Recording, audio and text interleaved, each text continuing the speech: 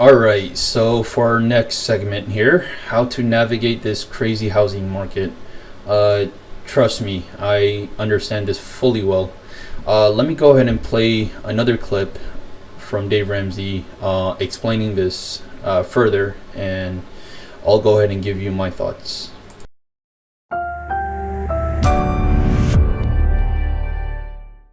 Tanner's with us in Washington, D.C. Hi, Tanner. How are you? I'm good. How are you? Better than I deserve. What's up? So my question is, I'm curious about the flexibility of spending more than 30% of your take-home pay on rent. Found that pretty difficult to do, especially in like an urban area like DC. I live in downtown. I make around $90,000 a year, post-grad 23-year-old. I got about $20,000 in cash and $7,000 in an investment account, and my only debt is around $7,500 in student loans, and I spend about $2,000 a month in rent, which is my biggest expense by far. But I still find myself able to save and spend less on other things. I'm just curious your take on that approach. Okay. Well, we tell folks to put 25% of their take-home pay aside for housing. And no, math works in every city and in every state. You don't get a pass on math because you're in Washington, D.C., even though Congress thinks you do. Yeah, I was getting ready to say, a lot of people think they do. Yeah, a lot of people in D.C. think you do, but you don't. And the purpose behind it is not that 25% is magic, Tanner. The purpose behind it is don't be house poor. If you find yourself able to save and able to invest because you keep all other parts of your lifestyle so low, then you're okay. But but what happens to most people is when they've got a high cost of housing in their budget, it squeezes their budget and there's not room to save up to buy the next car. So the next car becomes debt. And there's not room to save up for Christmas, and Christmas becomes debt. And there's not room to save up for a couch, and the couch becomes debt, and because it's all going out in house payment. And so, in effect, what you did is you didn't, by squeezing yourself, you did that. Now, you're telling me you've made room in your budget and you're doing okay, then, if whatever you want to do, brother. But here's the thing, whatever you spend on rent is gone. Mm-hmm. I mean, you're just setting fire to $100 bills in the middle of the floor. And so the more $100 bills you burn in the middle of the floor, the less money you got, man. I mean, it's a pretty simple equation. Yeah. Yeah, definitely reduces the ability to buy down the road for sure. Yeah, I mean, because you're giving it to them in rent. And so I don't know how you fix that exactly necessarily in your situation. Maybe your commute is longer. Maybe there's a roommate involved, or maybe you just say, it's going to cost me this, and it's my choice, and I'm an adult. Well, yeah, you're allowed to do all that. But our reason to giving you the 25% guideline, it's not a rule, it's a guideline, is so that you don't become house poor. Because if you're, for instance, going to get a mortgage, folks in America, the stupid mortgage company will approve you for almost double that.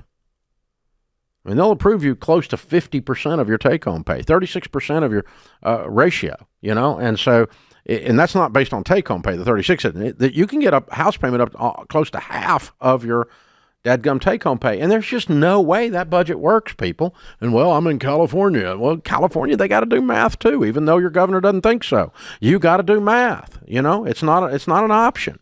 Math is math, and it's not a moral construct. It's a math thing. Well, to win, Tanner, in professional world, financial world, you've got to sacrifice. Everybody who wins has to sacrifice something. And what we've done here with this 25%, you are now having to choose. Do you want to sacrifice money, as Dave said, by burning those extra $100 between the 5% that we're talking about? Or do you want to sacrifice a little bit of your time? Now, you're living downtown D.C., that's premium. And I get it. You may work on the Hill, who knows what you do, but you're there for a reason. But if you move out into the suburbs of Northern Virginia, I know it well, yes, it's a headache. But we'd rather you sacrifice the right thing, and that's why we put this. I want people to understand what we're teaching here. It's not to be hard and fast on a rule. It's to help you learn what you need to sacrifice. And in my situation, if I were in your situation, Tanner, I would be sacrificing my time, not my money. Yeah, 23 years old. Yeah. Yeah. I will tell you this, Ken. I did it worse than he's doing it. Sure. Worse. Yeah, he's in good shape. My wife and I get out of college, And here's how stupid we were. We go and rent we have 2 dogs. We're just out of college. Yep. We got 2 little jobs. We go and rent a 3-bedroom townhouse. Sure. Luxury Right. thing. Sure.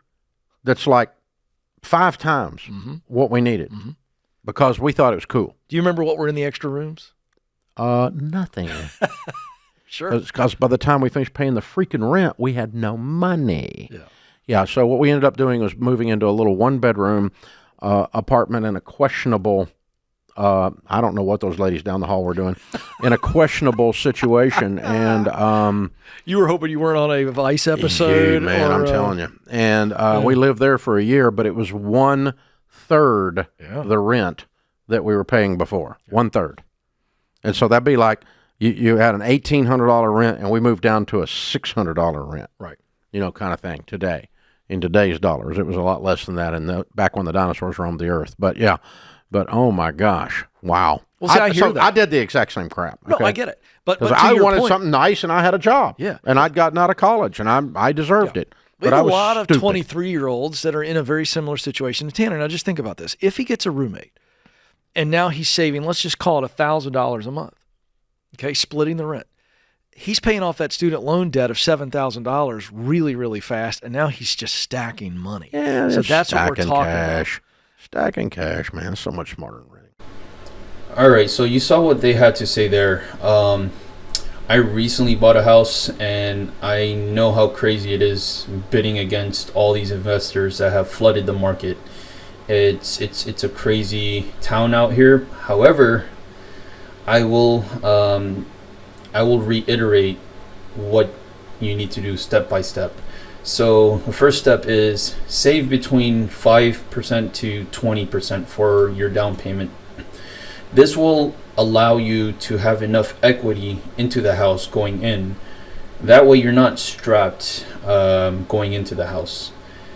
Speaking of not being strapped down, your monthly payments. You have to make sure your monthly payment is no more than 1/3 of your monthly take-home pay. Typically, ideally, you'd want to be at 1/4 of your take-home pay, right? But 1/3, you should be fine as well. Once you can get approved to up to 50% of your take-home pay, but what's going to happen is that you're going to become what's called house poor, where all your paycheck is pretty much gone by the end of the month because you have a huge house payment and you barely have any money for your bills, let alone savings or investing into your future, anything of that nature. You never want to be house poor. That's like the worst type of poor. I wouldn't say the worst because you still have a roof over your head. However, sometimes you'd see people with a huge house not knowing their internal struggles, and really at that point they're just trying to keep up with the Joneses and not really invest in their future in the long run. So yeah, don't be house poor. Save 5 to 20% for your down payment, and make sure your monthly payment is no more than 1/3 of your take-home pay. I do want to point out that you don't need a credit score to buy a house. Honestly, a credit score is pretty pointless, and here is why. If you make yourself stay away from debt pretty much your entire life, and all you have been doing was save money, invest, you're gonna be fine. I mean, and you've been making your payments on time, water bill, electric, gas, whatever the case might be. What a bank is going to do is what's called manual underwriting, and you can request this. It's not hugely advertised. However, some banks do this, where you can just show them a past history of you making all your payments on time, no matter what they were. You never ever took a loan. You always stayed out of debt, and you pretty much show confidence to the bank that they can trust you with their money, and they can trust that you'll pay it back in full. Really, a credit score is not necessary. It's not necessary for renting an apartment either. Again, it's just pretty much the same process. Are you able to pay your bills on time? Are you trustworthy? Things like that. So there's ways that you can actually navigate. It's actually pretty easy and simple without a credit score. What's happening is that a credit score is a scam. Those people with the 800 credit score are the ones that got duped the biggest, I would say. Although, good credit scores do open you up to better interest rates. When you have an 800 credit score, you basically are telling the bank, I borrowed over $100,000 and I paid it all back. Now give me more money to borrow so that I can pay you guys back more money and interest. Why waste your money on interest when you can have it growing for you in a good growth stock mutual fund? It's just things to think about like that when it comes to buying a house. Don't fall under the pressure of buying a house. I know everybody might be in your ear, especially after graduation, saying, okay, buy a house now. It's okay to rent for a year or two. Or I'll even go a step further and I'll say, it's okay to live with your parents for 1 year or two right after graduation and just pretty much stack up all your savings. That's also one way to go, and a lot of people that do that end up being very financially prosperous compared to their peers who started renting or living on their own right out the gate. They kind of had a financial upper hand, let's say. But yeah, there you have it. That's how you buy a house in 2024.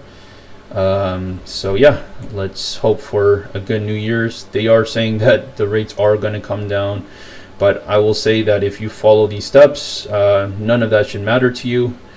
You should be good to go.